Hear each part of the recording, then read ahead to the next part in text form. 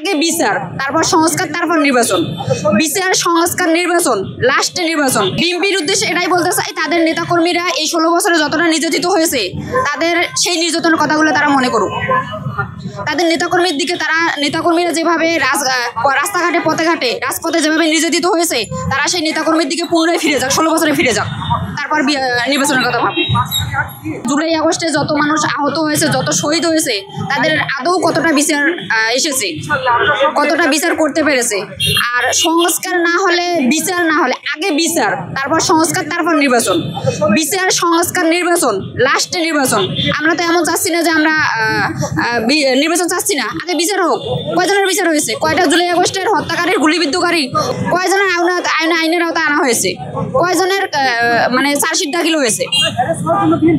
আমরা একটা দেশবাসীর কাছে বলতে চাই, কয়জনকে বিচারের আওতায় আনা হয়েছে? আগে বিচার হোক, তারপর সংস্কার, তারপর নির্বাচন। ডক্টর ইউনূস যে বলতেছেন ফ্যাসিস্ট হওয়ার কোনো সম্ভাবনা আছে কিনা, ওনার কার্যকলাপে দেখা যাচ্ছে যে আদৌ কতটা উনি ফ্যাসিস্ট হতে পারে, অথবা ফ্যাসিস্ট হওয়ার ওনার কতটা যৌক্তিকতা আছে, আমরা তো চোখে দেখতে পাচ্ছি। যদি উনি ফ্যাসিস্ট হওয়ার সম্ভাবনা থাকে, অবশ্যই আমরা তার বিপক্ষে দাঁড়াবো।